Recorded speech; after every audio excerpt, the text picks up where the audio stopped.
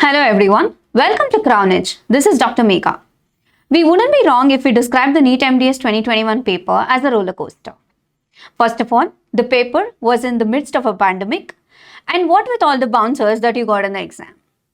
Also, most of you are trying to forget the paper, relax, and thinking what's done is done. But however, most of the discussions that is going on in the internet is revoking your inquisitiveness, and the curiosity is kind of killing you.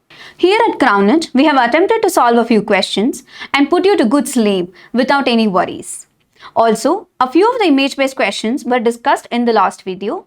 This video is a part of the recall series and the paper that will be soon put upon the Crown Edge app. Now, let us look at a few questions that appeared in the paper.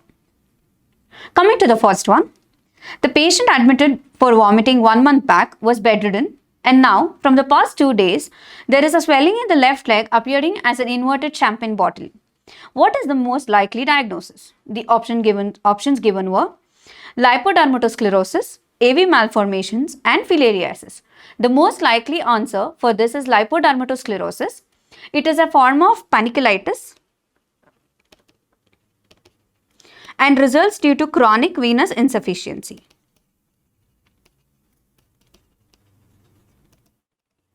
It is most common in middle-aged and elderly women who are bedridden and with high body mass index. It is also characterized by hardening and reddening of the calves, which appears as an inverted champagne bottle as depicted here. The next question would be, a 25-year-old patient has rigidity and scissor gait. What is the condition likely to be seen? The options were chorea, Parkinsonism, lower L5 paralysis, and spastic cerebral palsy.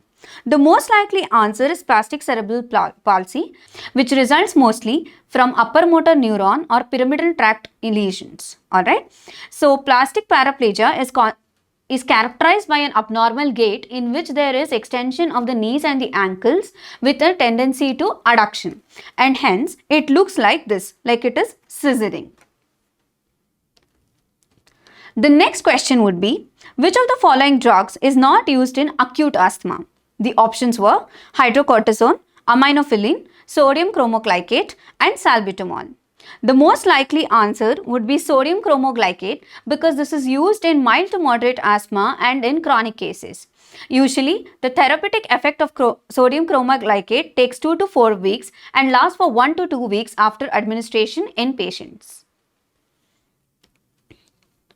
This is a flowchart depicting various anti-asthmatic agents. The next question would be, where is the organ of Corti located? Ampulla, scala tympani, scala vestibuli, and scala media. The organ of Corti is located in the scala media, in the cochlea, and it rests on a basilar membrane. This is the diagram associated with it. The next question was, what is the agent used for the test depicted below to detect a calcified root canal orifice? You must be wondering what test this is. This is called champagne bubble test. And the agents listed were saline, sodium hypochlorite, EDTA, and hydrogen peroxide. The champagne bubble test is done by flooding sodium hypochlorite into the pulp chamber. When it reacts with the organic material there, it bubbles up, which leads to clearing of the calcified material there, leading to discovery of new canals and orifices in the root canal chamber. Going to the next question, identify the LA discharge technique shown in the image. The options were Gauguet's technique, Echinocki technique, IANB, and buccal block. The image depicted here is of Gauguet's technique, and it is also called the third division nerve block. This anesthetizes the inferior alveolar, mental, incisive, lingual, mylohyoid, auriculotemporal, and the buccal nerves. Going to the next question. For gingival displacement, what will be the pH of the cords? The options were acidic, basic, highly basic, and neutral. The pH of the gingival displacement cords are usually kept in the acidic range. The next question was, virulence factor not secreted by P. gingivalis is, the options were hemolysin, collagenase, protease, and leukotoxin. The answer here is leukotoxin. P. gingivalis secretes everything except that. P. gingivalis is a component of the red complex of the periodontal pathogens. The next question was, which of the following materials have the least shelf life? The options were polyether, polysulfite, addition silicone, and condensation silicone. The most probable answer for this is condensation silicone. This is due to the unstable nature of the orthoethyl silicates.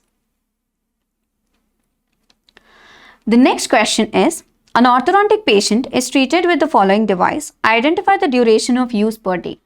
First of all, the task for you in this question was to identify the appliance, which is a Petit face mask. And the answer would be 4 to 16 hours in a day. Alright. So, there are different authors which tell you the different regimens for these appliances. You can find the explanation in detail on the Crownage app when the 2021 recall will be put up. The next question would be, which antigen is present in all groups of ABO blood group? The most likely answer is antigen H because it is the building block for production of antigens in the ABO system. Alright, and it is found virtually on all the RBCs. The next question is, zygoma is seen in all of the radiographs except Waters view, reverse Townes view, and panoramic view and submental vertex view. Let me tell you something. Waters view and the submental vertex view are the diagnostic views that we take for zygomatic pathologies. Alright, so that leaves you with reverse Townes view and panoramic view. Even in the panoramic view, we will be able to recognize a few parts of the zygoma and the zygomatic process. So, the only option that is left now is reverse Townes view, which is a posterior anterior projection, and hence the view of the visibility of the zygomatic process is lesser than the other three views listed here. So, the answer is B. This is a reverse Townes view. You can see that the zygoma is not very nicely visible here, and the indication for this view is to check the condyle and the condylar heads, and subcondylar fractures can be easily visible here in this view. The next question is an image-based question. This question stresses on knowing the anatomy of the structures that we tend to forget as and when we go into the curriculum in the later stages. So, this was a very basic question of a TMJ asking you to identify a structure. The options that were given were avascular part of the meniscus, articular surface of the condyle, articular surface of the temporal bone, and the synovial membrane. The correct answer was synovial membrane. The superior and the inferior articular cavities, right, are lined by separate synovial membranes, okay, that is superior and inferior, so that there is some lubrication in between the joint when it is moving. The next question is function of calcium hydroxide in pulp protection. The options were it is used for the formation of film, sedative, because of its low pH, or it dissociates into calcium and hydroxide. The major funda behind this question was that calcium hydroxide dissociates into calcium and hydroxyl groups, which has very good antimicrobial properties which will protect the pulp from further microbial invasion. Hence, a layer of calcium hydroxide is given in pulp capping, and the correct answer is D. The next question is an application-based question and quite baffling, of course, because we are not quite familiar with the terms given there. Let's look at it. An injury occurs during appendix surgery of a woman. There is loss of sensation in the gluteal region. Which of the following structures were affected? The options given were iliohypogastric nerve, ilioinguinal nerve, gluteal nerve, iliohypogastric nerve, and ilioinguinal nerve. Usually, the iliohypogastric and the ilioinguinal nerve are not damaged as separately due to anything else. But during surgical procedures of the lower abdomen, say like hysterectomy, appendicectomy, etc., it tends to get damaged. Because it is damaged, to avoid that, the incision should be placed not less than 3 centimeters apart in the region. So the answer here would be iliohypogastric nerve and the ilioinguinal nerve.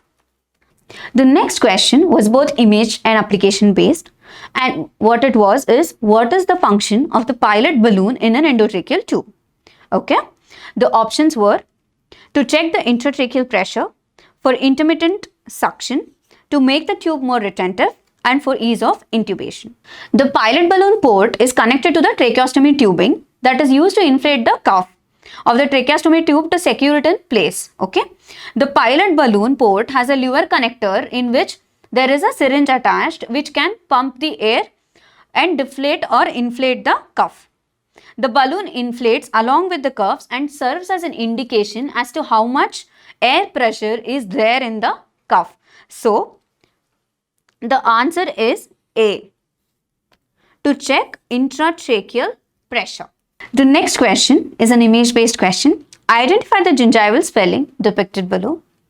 Probably a few more clues about the age of the patient, etc. would have been given in the paper.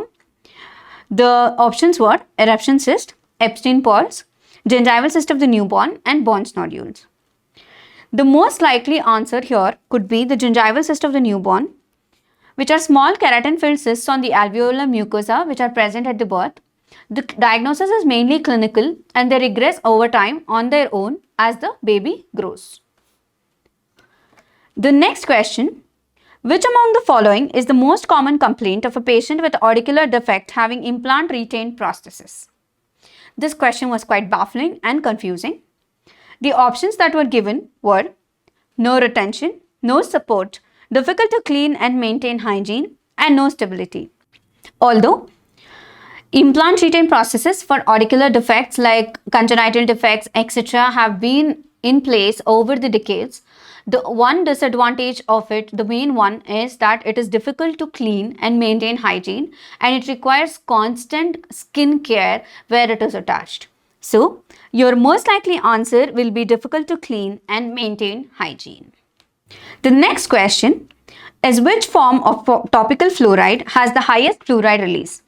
The options were APF, amine fluoride, stannous fluoride, and sodium fluoride. The most likely answer is, this is quite straightforward, is stannous fluoride, that is C, which releases 32% fluoride. 30% is released in APF and 28% is released in sodium fluoride. The next question, during bleaching, emitted light is, the options given were cold blue light, hot orange light, and cold orange light. The most likely answer for this is cold blue light, and the funda behind this is cold blue light acts as an excellent activator of hydrogen peroxide, which improves the bleaching process. Alright. So, thank you everyone. We have done our best to recall the first set of 20 questions. The complete review, recall and discussion of the NEET MDS 2021 paper will soon be available on the Crown Edge app. All the best for your results. Do not worry much. Now relax. Go watch that movie that you've been wanting to watch in 6 months. Okay? And once the results come and you take up your post-graduation seat, I am sure you will all come out as good clinicians who empathize with patients and are a great asset to our society. Thank you all. Have fun now.